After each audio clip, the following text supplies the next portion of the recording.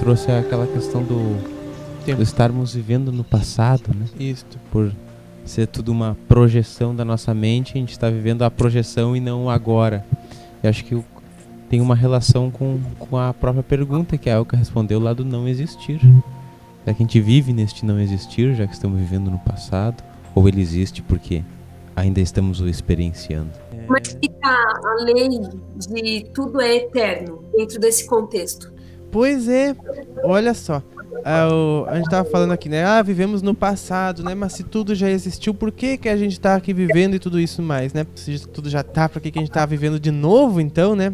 Para verificar. Porque, assim, ó, existe nós já lá, onde a gente já sabe tudo. A gente já passou por tudo, é o nosso ser interior, aquele sabe, a nossa alma que sabe de tudo, dentro da mônada, dentro de tudo, né? Existe, neste momento e espaço, isto. Mas, como que isso aconteceu? Como que isso chegou a... Onde que está esses conhecimentos lá dentro de nós? E é aí que está o meu pensamento, que, por exemplo, o universo é um HD, que guarda todas as informações, guarda tudo que acontece, todas as informações do universo estão guardadas neste grande HD. E a gente vive porque existe esses momentos. Porque tudo já... A gente não vive lá o pronto, o direitinho. A gente vive as experiências que todas elas já aconteceram, a gente escolhe o lugar que a gente vai ver, como que a gente vai ver, a perspectiva, o ângulo, para verificar as informações, porque da mesma forma como tudo já foi, a gente também está vendo pouco a pouco. Se todos somos um, é porque a grande consciência se fragmentou em vários, para experienciar tudo ao mesmo tempo, colher bilhões de pontos de vista e perspectivas simultaneamente. E isto pode querer dizer que tudo acontece agora, porque nós temos que sair da campânula e usar outra ferramenta que não é a mente, caso queiramos entender algo desta magnitude. A mente não é a ferramenta correta para se aproximar destas respostas. É o que o Pablo estava comentando agora dentro, no final da meditação. Fora da campânula, né? Isto. Está além destes conceitos, está além da mente, está além da criação. Eu creio que o único momento que nós vamos ter total compreensão disso é quando estivermos neste estado que a meditação pode nos proporcionar também. E a gente vai compreender quando estivermos lá. Mas quando retornarmos à mente habitual, nós não vamos conseguir explicar isso e nem conceitualizar, né? Porque está para além disso. Eu acho que a gente está usando a ferramenta errada para tentar chegar próximo a isso. Quero dizer que estamos tentando usar a mente, né? E a nossa mente, ela pensa preto ou branco, né? Certo ou errado, positivo ou negativo e o neutro, né? O neutro também faz parte da mente, porque ele é o equilíbrio entre opostos. Porque a mente, ela sempre separa. A mente, ela é uma ferramenta que, para entender, ela divide, ela separa, né? Ela fragmenta. E daí, sempre faltarão pedaços, porque não vai estar completo, vai estar faltando a outra parte. É branco, mas é preto, né? Tem sombra.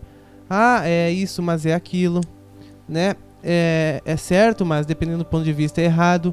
Nunca vai se chegar a conclusões profundas dentro da mente, porque sempre vai haver o contrário, sempre vai haver o oposto.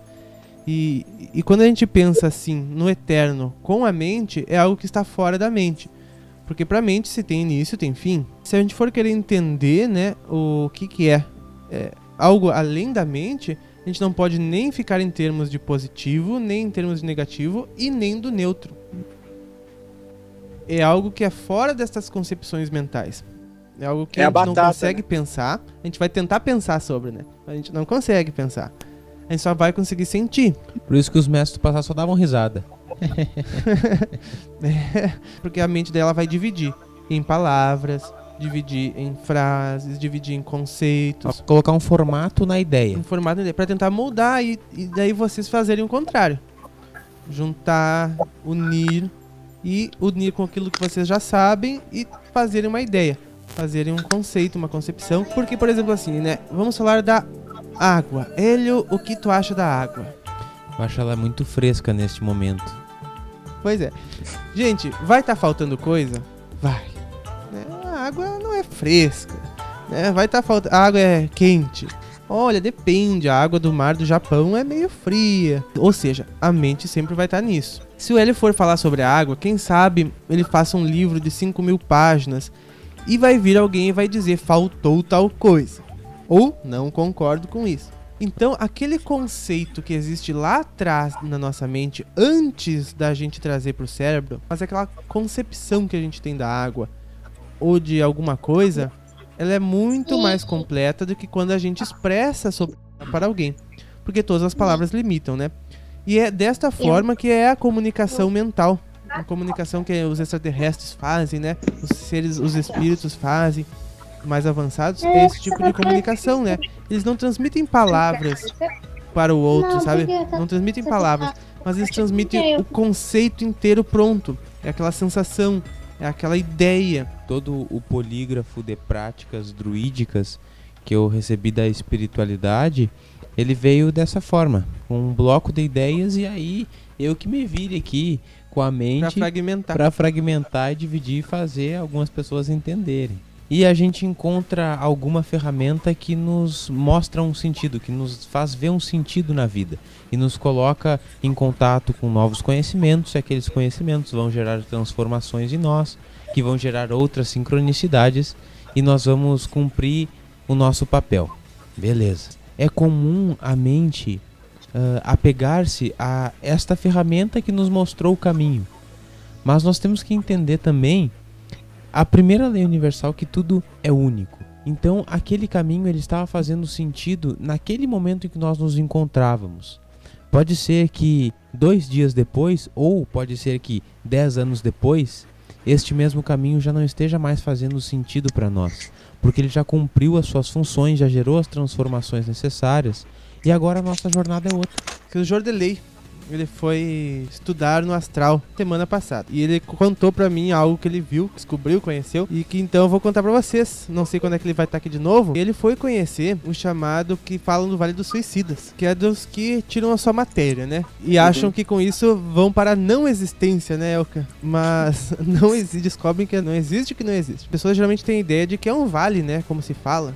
Sim, morros, desfiladeiros. Porém, são egrégoras, digamos assim, né? Não do modo da luz falando, mas são aglomerados formados pela imagem mental que a pessoa pensava da morte, certo? Ela pensava que ia para tal lugar, como ela imaginava que era o lugar, ela ficava muito presa naquela vibração. E lá ela encontrava os que mais próximos estavam semelhantes de vibração. E ele foi conhecer uma pessoa que ela estava presa numa cidade muito destruída, onde as pessoas brigavam, os animais brigavam na rua. Era sempre chuvoso, nebuloso, os animais vinham para picar, abelha e bicho que atacava, e era lama, e sabe, o pior cenário que você podia imaginar. E os cachorros brigando com os outros. Por quê? Porque se encontrou ali tudo que tinha aquela sintonia.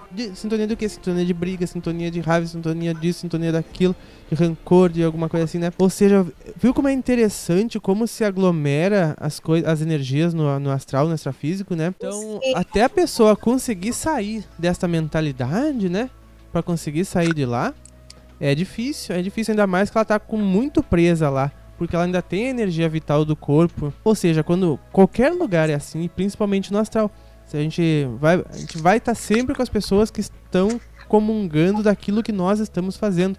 Seja um vício, seja a atividade de alguma coisa, seja algum esporte, seja qualquer coisa. Por isso que dizem, né, que o corpo biológico é uma bênção. Uma, porque nele a gente sente muito menos as emoções. As emoções são 27 vezes mais fracas.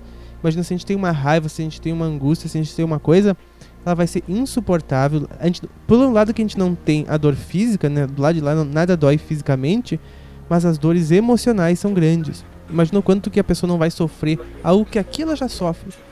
Lá ia fazer desabar o mundo nos pés dela. Ela ia parar lá nessa cidadezinha aí, praticamente. Os ovoides, isso pode, inclusive... Eles são pessoas, eles eram seres que rejeitaram a existência. Eles ficam rejeitando a existência e acabam ficando de jeito, só em forma de ovoide, sem nada, assim. Acabam se expressando assim, né? Eu queria perguntar se existem pontos, assim, específicos para fazer várias coisas, como voar ou... Você entendeu? Entendi. Muito legal. Entendemos. Tem certas regiões que é mais difícil voar pela densidade. Por ser mais denso é mais difícil. N técnicas, né? O volitar, ele é uma técnica também. E existem lugares no astral que eu já pude ter contato, que é uma grande área onde as pessoas estão ali para aprenderem essa arte da volitação, aprenderem a arte do voar. Renato, tu nunca se lembra de ter sonhado que tu tava voando? Nossa, várias vezes já sonhei que eu já voei até pro espaço. Sabe que os japoneses inventaram um equipamento fantástico para atravessar as paredes? Fantástico. Deram o nome de porta. Fantástico, moderníssimo. Uma maravilhosa noite, uma maravilhosa semana.